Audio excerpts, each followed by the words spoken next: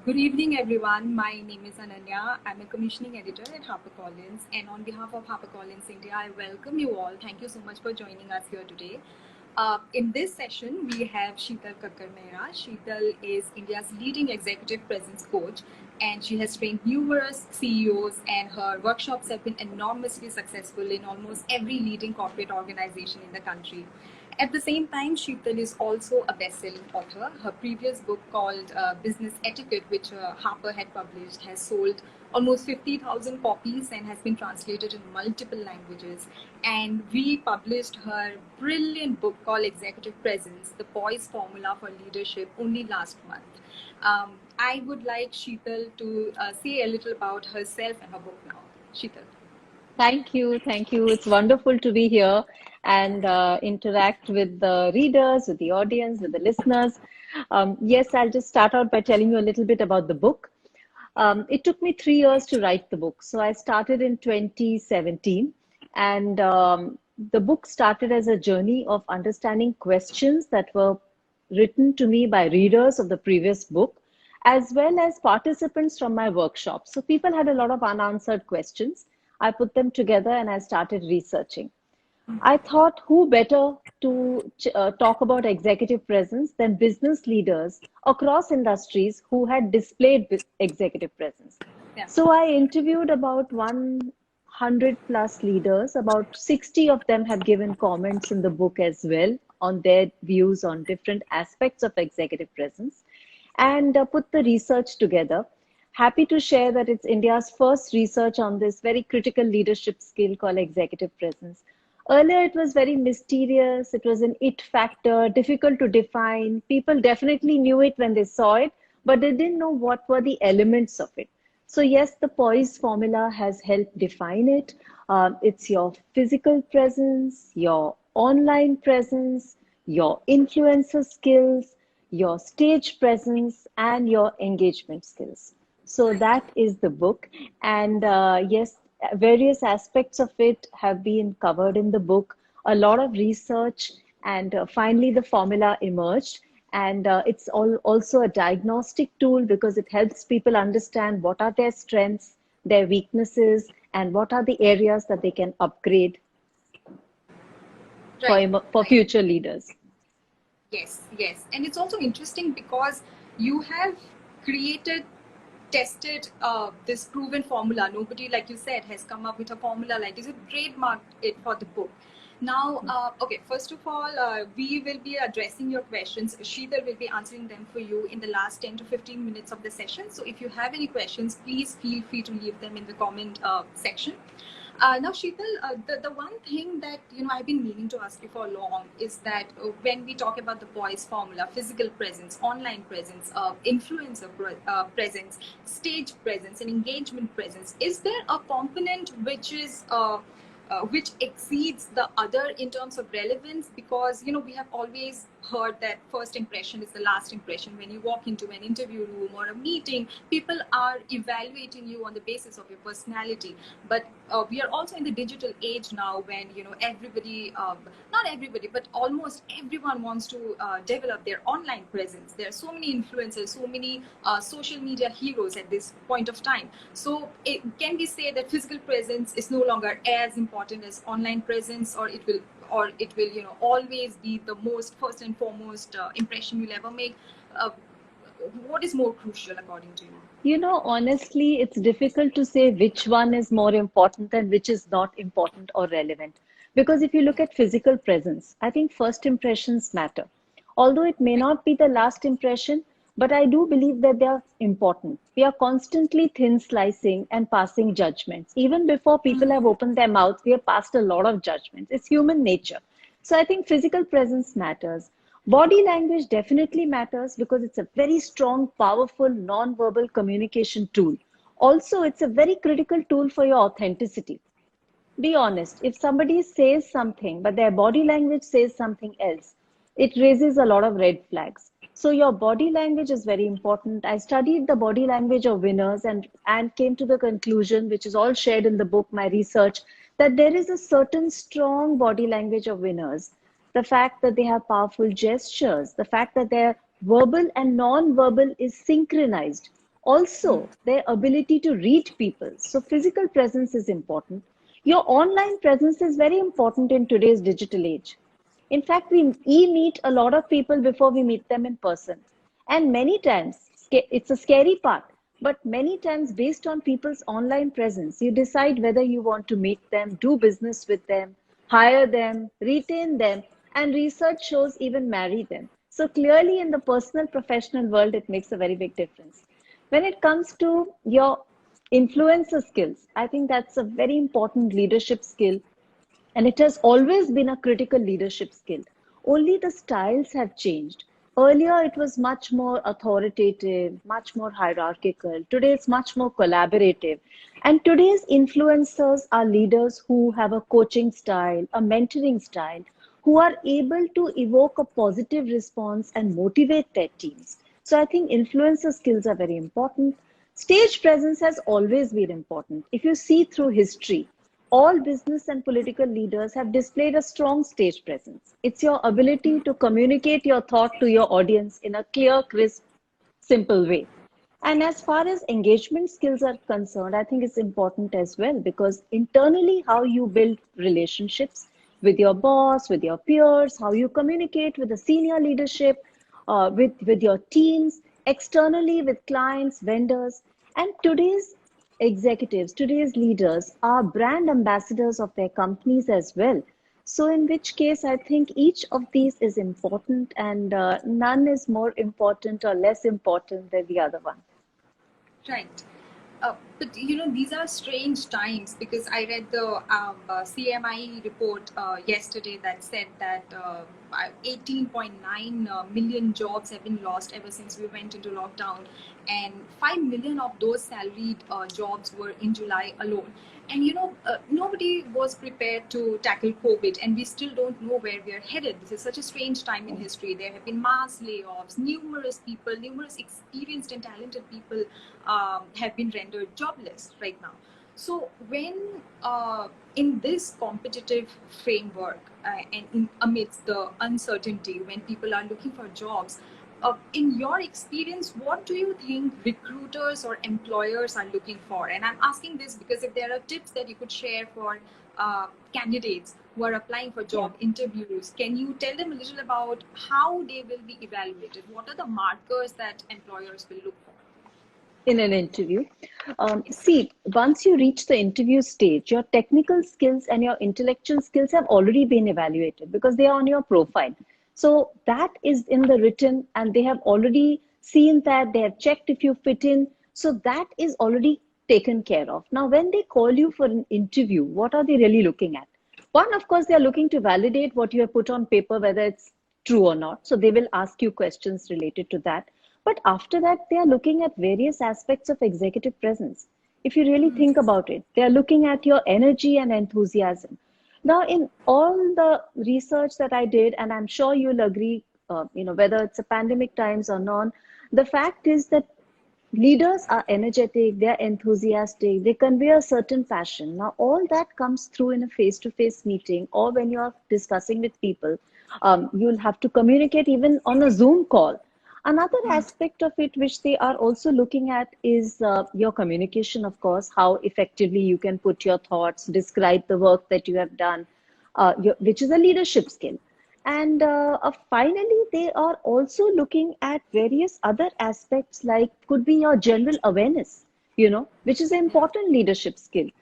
How are you at, understanding what is happening around you, your levels of awareness of global issues, and that continues to remain important, Ananya, whether it is, regardless of the times. Of course, today things are more competitive, but I would say that is what recruiters are looking at from their, when they interview people. Right. So all these skills. Sorry, yes. I'm a little curious here because, like you said, technical skills are, of course, the foundation, but what takes us forward? So when you say recruiters are judging us by what we are doing or what we are bringing to the table apart from our knowledge, Do you think that they are also monitoring candidates' social media activity?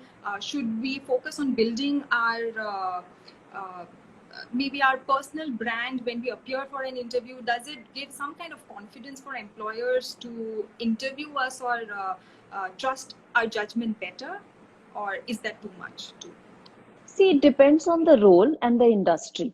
In some industries, a strong social media presence is needed. In some industries, it doesn't matter. But CEOs and leaders, regardless of industry, definitely have a presence on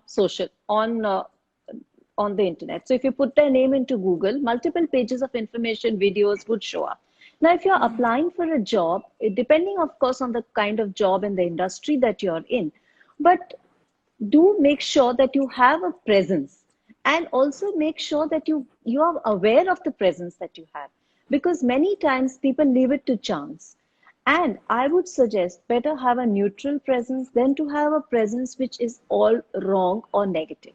So if you have trolled too many people, you've got into arguments with people, you have an immature presence, you're not sure, a lot of your personal life is on display in Yeah. the on the internet. So I would suggest at least curate the presence and become aware of what exactly you're communicating, because it has emerged as a powerful tool for Right. communication. Right. Now, a lot of people might find this a little superficial.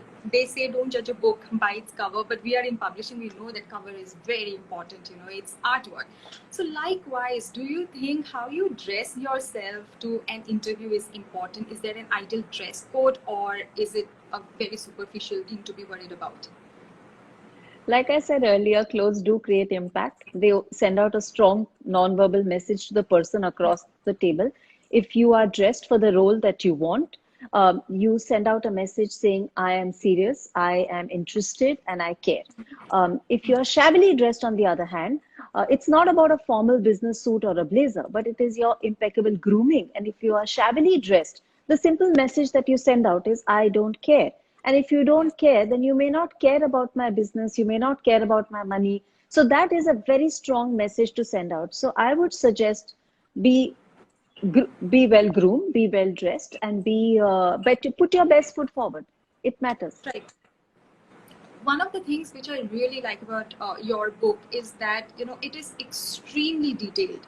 Your what you're saying is not tangential, or you're not peripherally dealing with a topic. You're actually breaking it down to help young employees or young job seekers.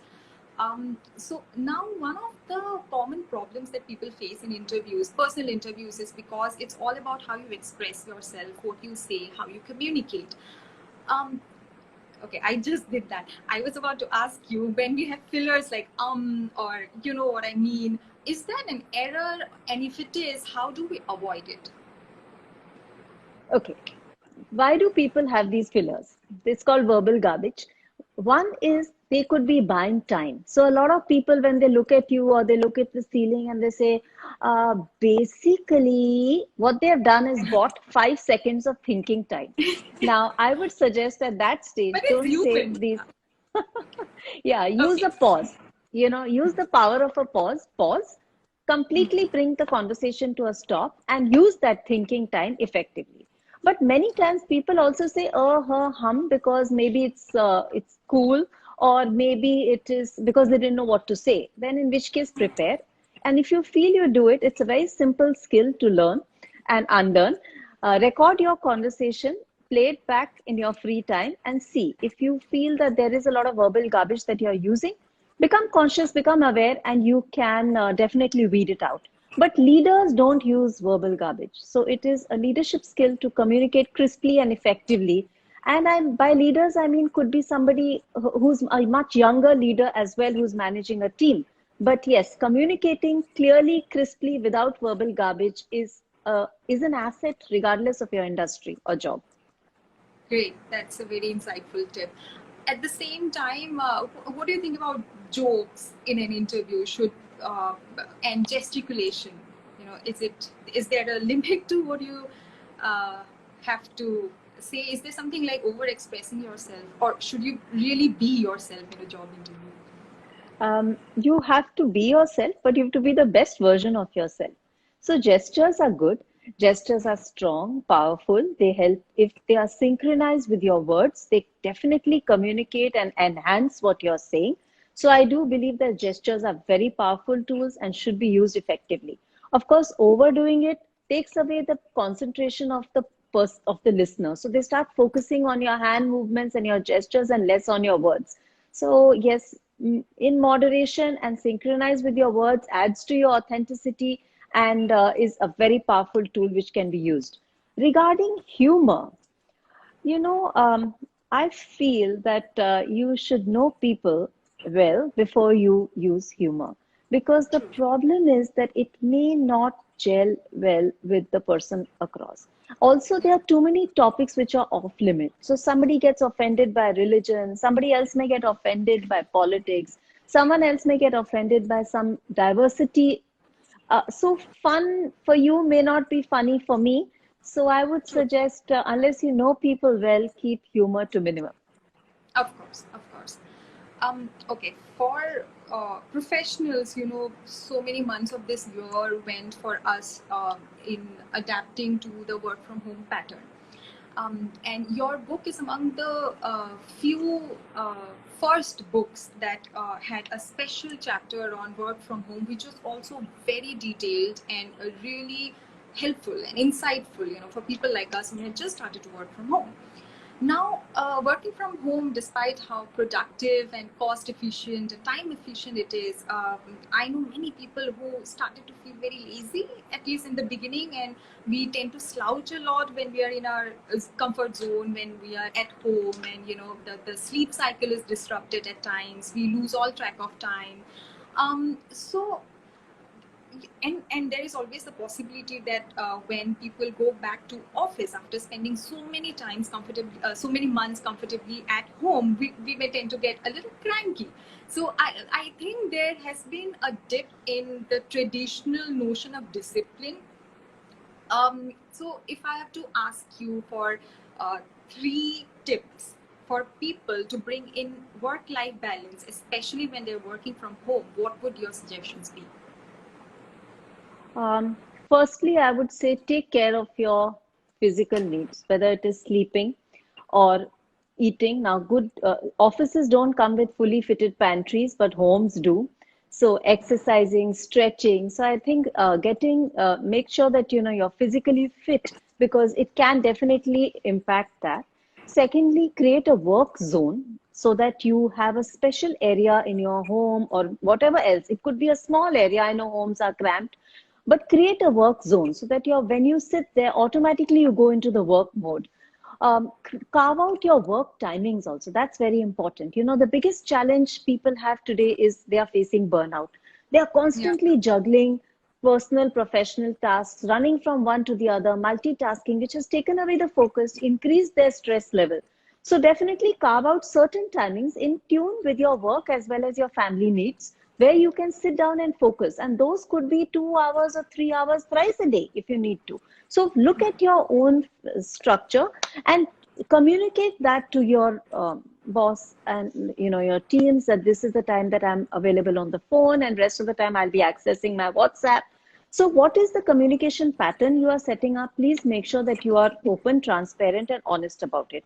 And also another aspect is that you have to make sure that you have your time of rest as well as your time of work. Too much of inter overlapping of that, definitely increases burnout rate, and you have to take care of that because we don't know. This could go on much longer. This could be the new normal.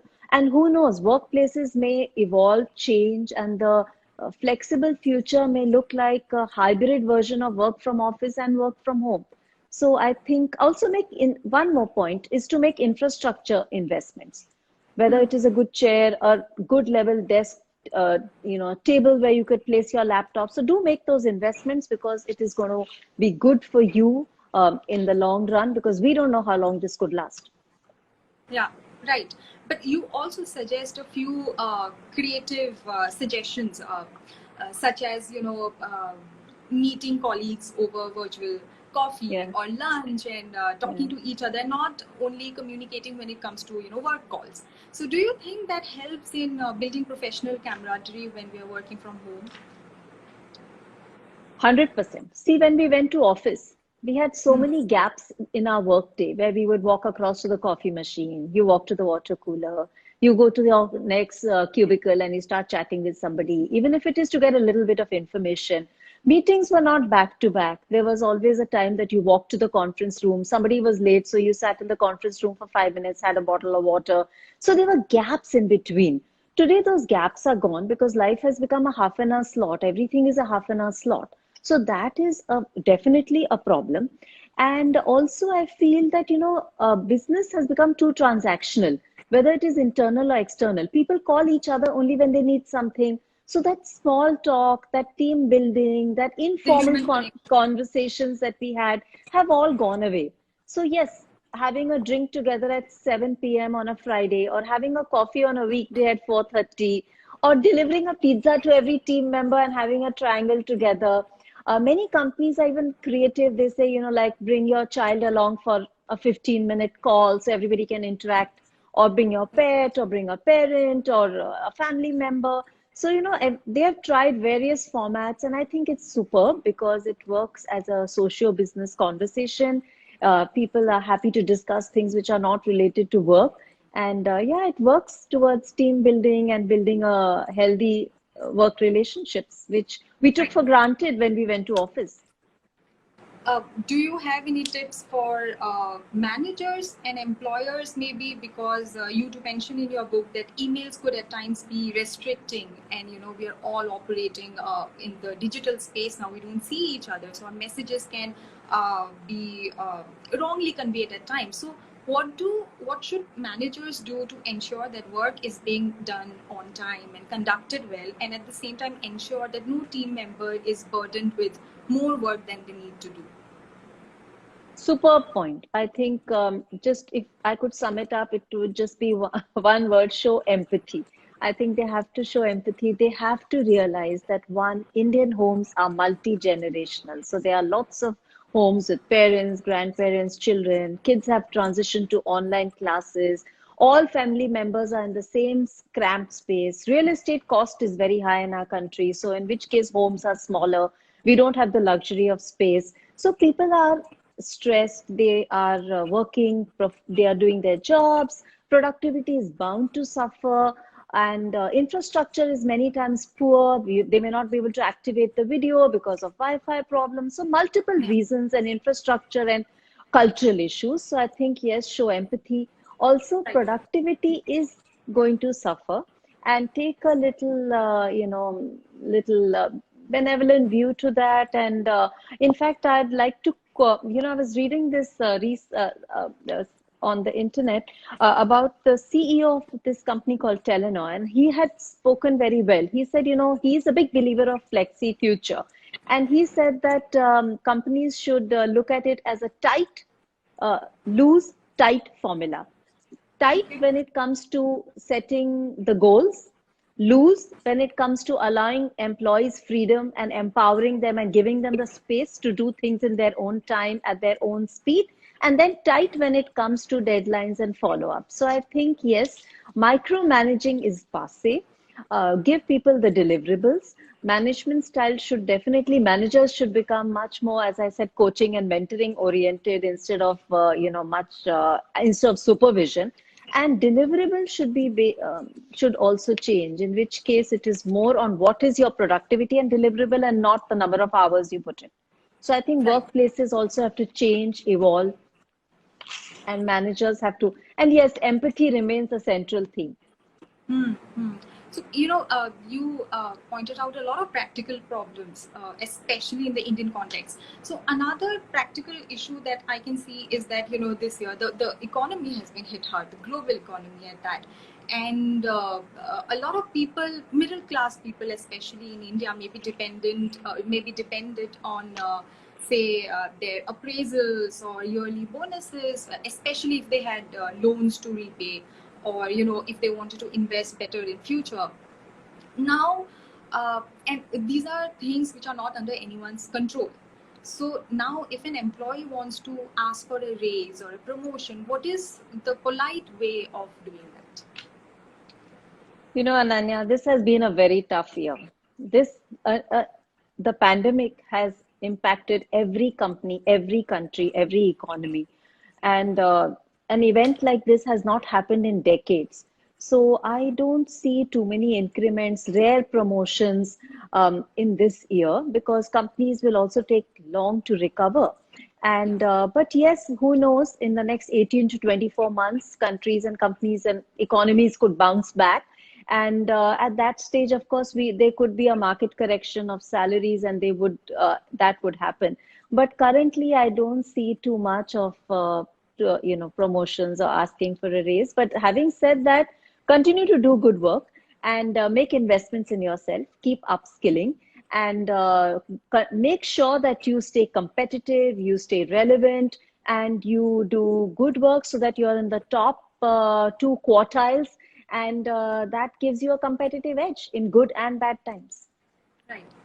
So, my personal favorite component of your formula was engagement presence, because it's more of a virtue if you think about it. Physical presence is something that you could tell someone what to wear for a job interview, for example, or there are so many online classes on how to use proper, correct keywords at an online session, or how to caption your tweets and so on. But when it comes to engagement, to have an engagement presence when you walk into the room and you're talking to people, to grab everyone's attention, it needs so much more than just some how-to tips. So can you tell us a little about engagement presence and how one can develop it?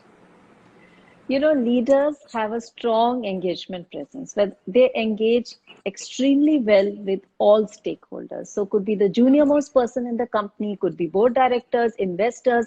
Their ability to make a connect and put people at ease and build relationships is phenomenal, and it is a leadership skill.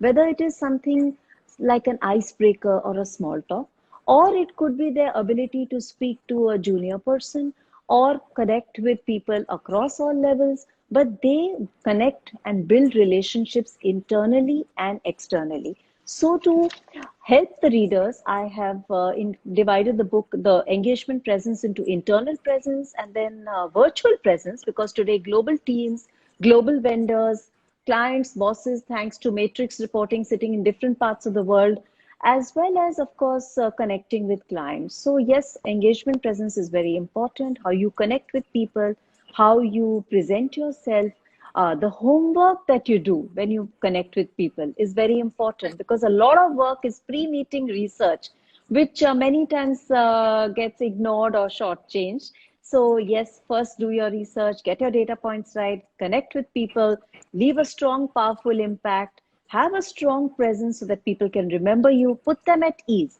and give them 100% of your time, so that when you are with them, you are listening, you are observing, you are connecting, you are learning, and show genuine curiosity in what people are saying. And that is very important. So, tips and tricks and techniques to enhance your engagement presence. Right. But about that, do you think that employees, and especially young employees who have just started their career, they somehow hesitate to exhibit their stage presence? Because I think a lot of people feel nervous the moment you ask them to address a boardroom or give their opinion. Why do you think that is, and what one can do to put their best foot forward? You know, fear of speaking in front of people, according to multiple research done by various universities, professors, has been ranked as a number one fear. Death Oh, really? has been ranked at number two. So clearly, if you are scared to speak in front of an audience, you are not alone. In fact, 93% of people have ranked themselves as shy. So I think it is our inner dialogue. Honestly, we are our worst critic, and it's our inner dialogue that holds us back. So we keep telling ourselves, no, I'm shy, I'm an introvert, or past failures have scarred us. So that one time when you were 6 years old and you went on stage and blundered, that memory stays with you for a lifetime. So you are your worst critic, you hold yourself back. then we keep visualizing failure also. So you have your worst nightmare where you're standing in front of people and you forget your speech. So I think we are our worst audience, but honestly, it's a very simple skill that can be learned with practice and picked up, and is a very critical skill for leadership, because whether it's a Zoom call or you're addressing a conference room with 3 people or a town hall with 500 people, your ability to communicate your thought effectively to your audience in a simple, clear language, crisp way so that people can understand what you're saying is Yeah. very important, regardless of your industry. In fact, I have trained head scientists from pharmaceutical companies, from chemical companies. Now, you would say, why would a scientist require public speaking skills? But you know something, they have to interact with global clients, with global vendors, present to boards.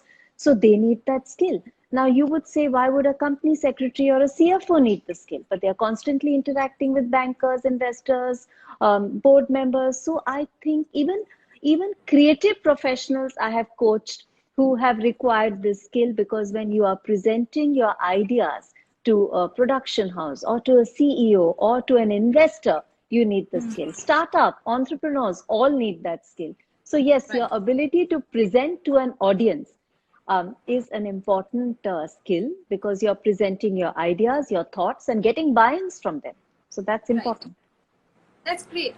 Also, in today's age when people are coming online, launching their own YouTube channels or maybe Instagram handles, and they do all these 1 or 2 minute long clips. Uh, do you think that, and of course, they exhibit tremendous amount of enthusiasm and confidence. So I think we are overcoming our stage fright gradually. Do you Yes. think that online presence or this trend of people becoming digital celebrities will continue in the, or will supersede the importance of real life presence in the coming times? I think honestly both can coexist. I think it's a wonderful platform that people are able to present their thoughts and what they feel online. And also it gives them a chance to present themselves. But as I said earlier, give it some thought. Understand what is your personal brand online and what is it that you want to present, because your social media presence does impact and it takes years to build your reputation. So what is it that you're looking at and what is it that you're presenting? Regarding whether it will coexist, I think it will coexist. It's an important, this face-to-face interactions will never go out of fashion. But having said that, social media presence also will continue to be important.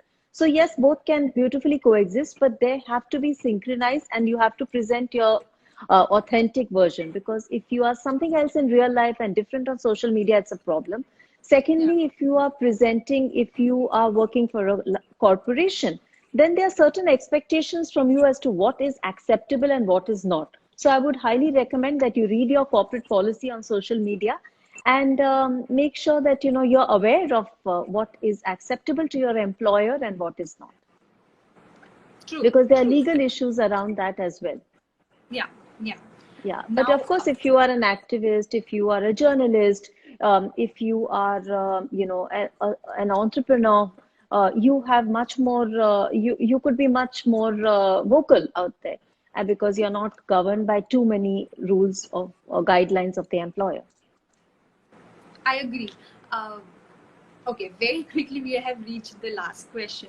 So, in executive presence, like you said, you have interviewed 100 to 120 business leaders and you have studied their personalities. And you mentioned markers that leaders display, which you did in this session as well. So, now if I have to ask you, which leaders in India today do you think embody executive presence? Who do you think, whom would you suggest for young professionals to get inspiration from? See, there are a lot of established leaders, like I would say Ratan Tata, definitely. I would say Deepak Parekh, Uday Kotak for sure, Azim Premji for sure, Kiran Mazumdar-Shaw for sure, Rekha Menon of Accenture. On a global platform, there are a lot of global Indians who have done very well. Raghuram Rajan for sure, and Indra Nooyi. So there are multiple leaders. Also, there are several Indian leaders, young leaders, upcoming leaders who are 40 under 40 or who've made it to the Forbes list, who've done really well and who are doing well. And I'm sure in the next few years, they already are and will emerge as even stronger role models for the next generation. So yes, we have multiple leaders today who display a strong executive presence and are superb role models for Right, and I'm young glad you took Indian names. professionals. Yes, absolutely. Yes. So those were the questions I had for you. Sheetal, the floor is open for your answers now. I don't think we'll have time to address all of the questions, but you get to pick them. They are in the comment section. Why don't you have a look at Um, what people want to know? It'll be nice, Ananya, if you could just pick up a Okay, few let questions me. and ask. That way, it'll be faster. Yes, I'll do that. Okay, how do I? Okay. Someone has asked, what are the key points we should keep in mind while facing a cross-border and cross-cultural job? Okay, so cross-cultural is very important. The good news today is that it's wonderful time to be an Indian. Indians are constantly communicating, interacting, and conducting business with almost all countries of the world. So cross-cultural skills have become important and increasingly are going to become important as India has already arrived on the world stage and is going to get more and more important. So Indian leaders, Indian professionals are constantly going to be interacting and doing business with people across the world. One I would suggest is please do your homework and study cultures because culture is very deep. It's 5,000 years old. Globalization is only 20, 25 years old. So in which case, you have to understand why do people behave and the way they do, what works for them, what doesn't, what is their communication style, how do they like to do business, what is their negotiation style. And the good news is it's all available almost for free, so in which case, do your homework before you go to another country. Secondly, Right. please display a lot of humility because that always works. Thirdly, smile is a universal language. Fourthly, please say a lot of please, thank you, and sorry in case you do something wrong. Show the humility to say, I'm sorry, I didn't know it, and build relationships which are long term and long lasting. And do remember, you're a brand ambassador of not just your company, but also your country. Right. Someone wants to know how to get started with writing your first book. Okay. Since we have the It's a privilege of wonderful. publishing, yes, both of your books, it would be, yeah. Yeah, I think HarperCollins, I've really enjoyed interacting with the team. It's been phenomenal, great journey. But how to start with your first book? Start with an idea, start writing, start blogging, start publishing a few articles, and be very open to feedback because you are going to write something which you may write, but audience also, there has to be a target audience for the book. So keep your audience in mind when you write. What is their profession, what is their age group, what is the reader going to like, and then you have to blend the two together. So it's your thoughts as well as it's because a book, like a movie, is for the audience also to enjoy. So in which case you have to keep your target audience in mind and of course go with a great publisher. Yes. Okay, third question. What was your inspiration behind the boys formula for leadership? The inspiration was that my first book was for the young professionals. So it was going to take you from the cubicle, from the classroom to the cubicle. So all the skills that you needed for a young professional to transition from your college to your work life. This book is about leadership and it is going to make sure that you transition very quickly, very fast, and fast tracks you from the cubicle to the corner office. So, yes, to get into the CXO role, and it's going to give you all the techniques and the tools to help you move very fast up the corporate ladder. Right. This is a very interesting question. Since we are in the Zoom world, how does one approach sales pitches? And I agree with the sentiment behind that question because, sales pitches usually are about, on the Excel presentations, we are discussing numbers and it's also spontaneous at the same time. But when we are doing it over a video conference, what are your tips to make a better impression? I do agree that on a video, many elements are compromised. First of all, you can't see people's micro expressions. Secondly, certain vocal components. It's definitely not the same as sitting across the table. But now that we don't have a choice, uh, go little, go, do not have too many slides. In fact, focus more on people presenting themselves instead of, presenting too much data and PowerPoint presentations. I think that is very boring and can take away from the focus. Secondly, of course, have your gestures, have a pitch ready, and be much more impactful than you would in a face-to-face, because it's very difficult to hold people's attention. There are too many distractions. So get your data points right, get your Yeah. bullet points correct, and make your pitches clearer, crisper. Finally, take permission from people before, set up the Zoom call, because some people are happy with video, some people are happy with just audio. So ask their preference and their technology tool that they would like to use, and set it up accordingly. But yes, there is a lot of business being transacted, and do set up calls and engage with people. Yes. Okay, someone is asking, is the book available in Amazon? Yes, the book is available. The ebook is available, but the book is also available in hard copy. So please do read and let us know what you think about it. Yes. Okay, how do we fight procrastination? Any workable tips? Yeah, it's very difficult. I agree. You just have to, first of all, get a list of things that you really want to do, and break up the task into small, tasks. Start with a few easy ones to get into the work mode, then very quickly go on to the tougher ones, because of the fact that we always like to keep the difficult tasks towards the end. And then, in your journey, you must pat your back every time you achieve your targets. So break it up into bite-sized pieces and make sure that you achieve the targets and feel good about doing it. And keep the tougher tasks towards the middle, and then the easier ones towards the end, and do celebrate every milestone. Yeah, nice. Well said.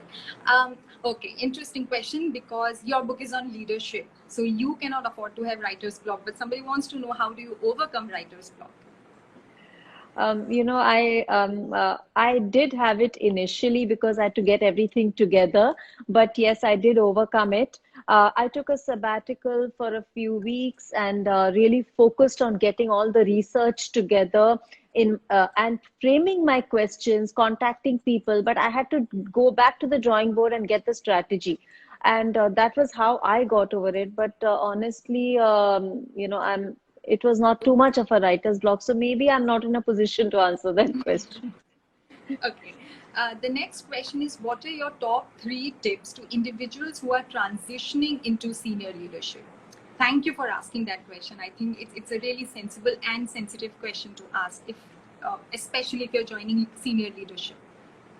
What are people looking for in terms of leaders? One is that, people who connect with you, and who can inspire and motivate you. So I think influencer skills are very important. See yourself as an influencer, as a motivator, as somebody who is a coach and a mentor to your teams. So I think that is something that people are looking for in a leader.